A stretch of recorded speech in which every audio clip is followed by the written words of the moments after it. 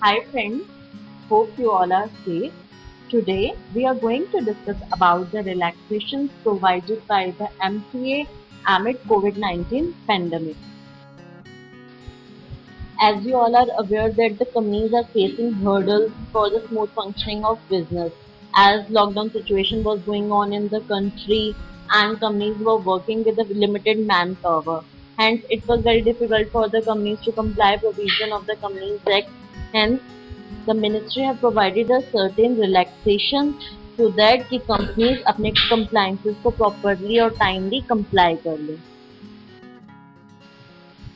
MCA ने अपनी सबसे पहली notification the 19th of March को एंड उसके अंडर कंपनी एमसीए ने हमें अलाउड किया एंड रिलैक्सेशन दी कंपनीज को for holding their board meeting without the physical presence of directors for the matters even restricted matters क्योंकि हमारे कुछ मैटर्स है कंपनीज एक्ट में like approval of financial statements, approval of director report, mergers, takeover, approval of prospectus etcetera.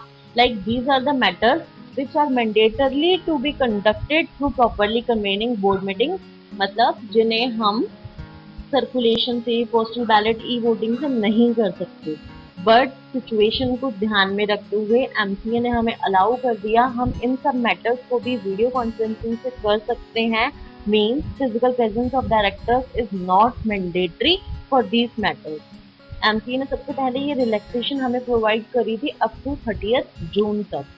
But on 23rd of June 2020 situation हमारे यहाँ की इतनी अच्छी नहीं थी. फिर इस पेंडेमिक को ध्यान में रखते हुए एमसीए ने इस रिलैक्सेशन को फिर से एक्सटेंड कर दिया और हमें ये अलाउड कर दिया 30th सितंबर तक कि हम बोर्ड मीटिंग कर सकते हैं without the physical presence of board of directors even for the matters which are restricted matters up to 30th September.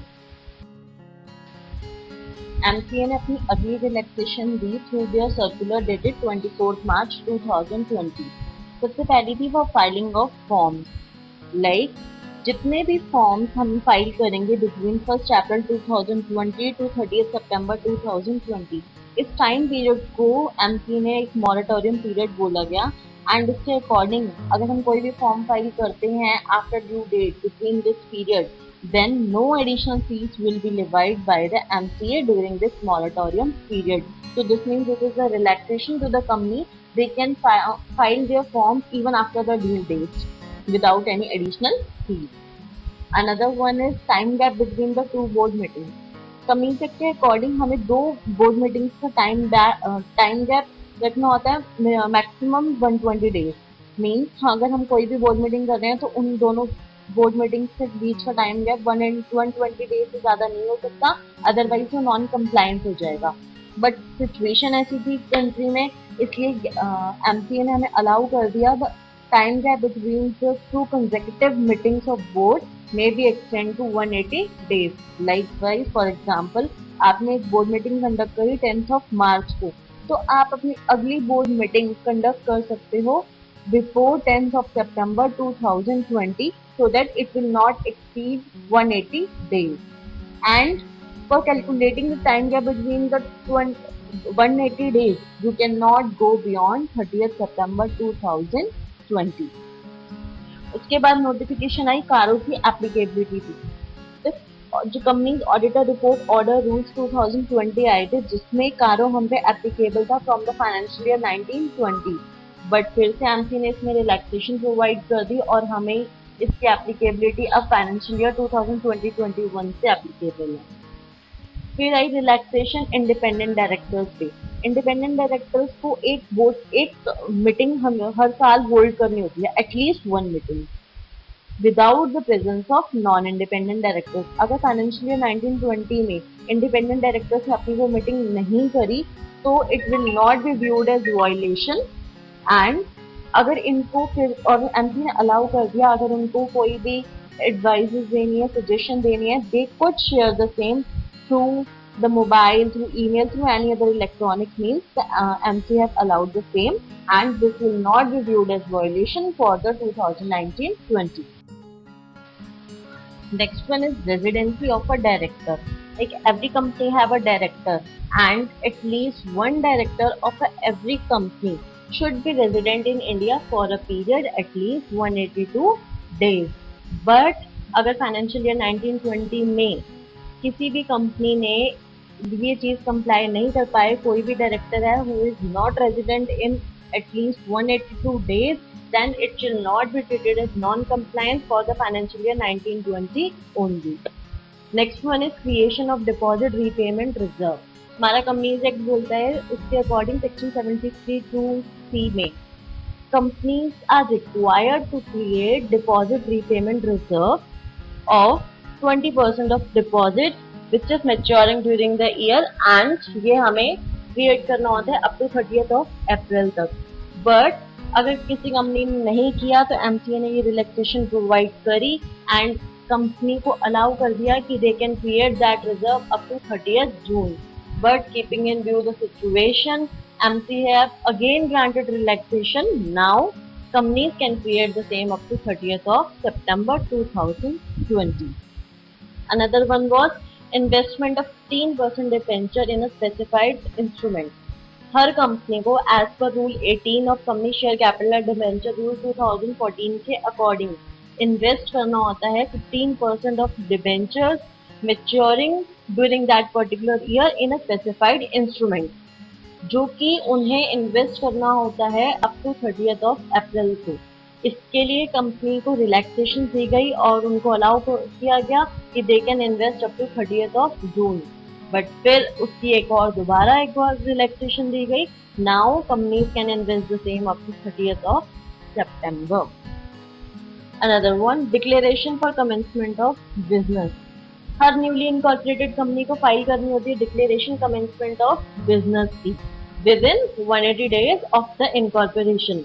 But due to COVID pandemic इसके लिए भी रिलैक्सेशन दी गई।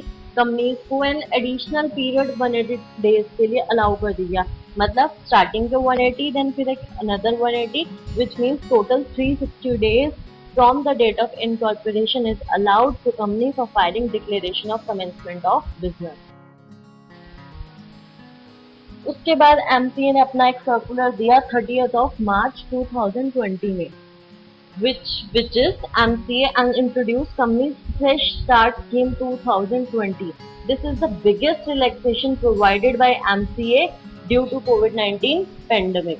इसमें ये रिलैक्सेशन इसलिए आएगी ताकि कंपनीज को एनकरेज किया जाए ताकि वो कंप्लायंस करे और उनका फाइनेंशियल बर्डन रिड्यूस हो। तो this was the first time opportunity given to the companies जिनकी पुरानी फाइलिंग रह गई हैं और उन्होंने अपनी फाइलिंग नहीं करी and they want to start as a fully compliant company, they can file their filings and make good their filings related defaults without any additional fee till 30th September 2020.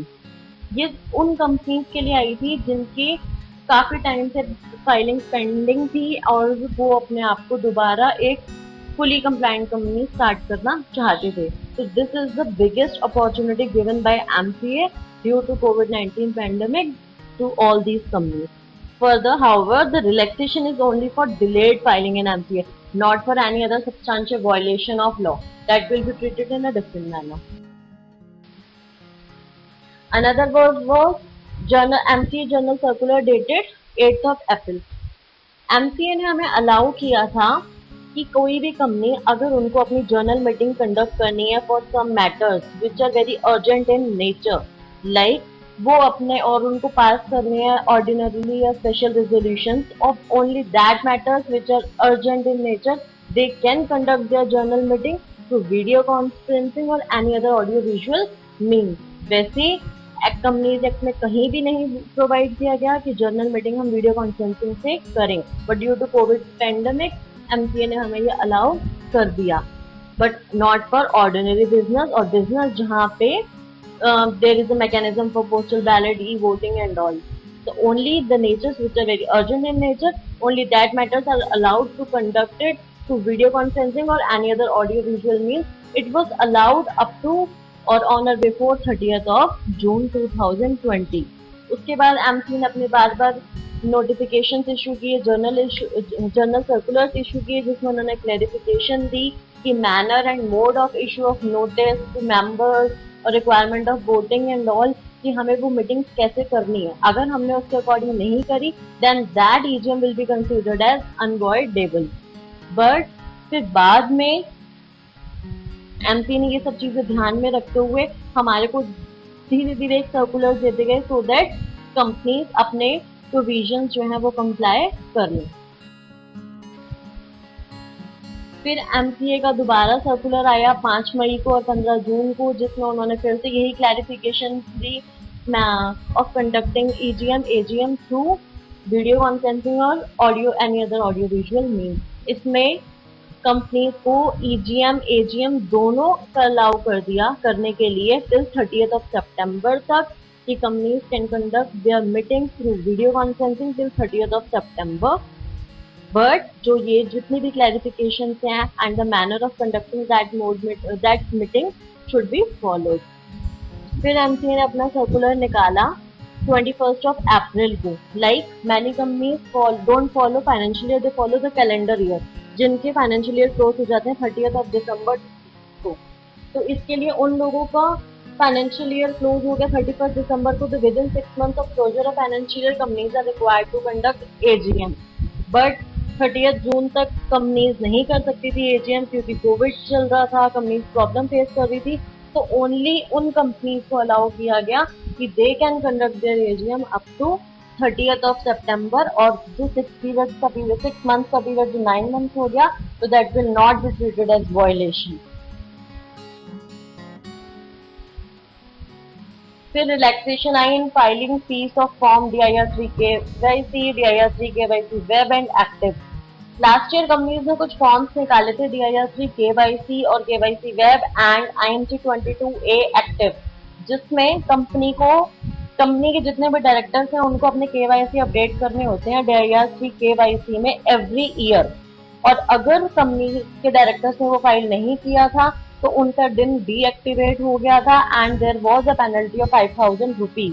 And जिन companies ने अपना IMC22A file नहीं किया था अपने active compliant का और उनके एमसीए पे शो जो स्टेटस है वो नॉन एक्टिव शो हो रहा था, तो उन चीजों को एनकरेज करने के लिए कंपनी को फिर से अलाउ कर दिया कि कंपनी अपने DIR3 KYC, DIR3 KYC web and active form जो भी जिसके भी पेंडिंग है, they can also file between 1st April 2020 to 30th September 2020 without any fee of 5,000, 10,000 penalty which was imposed।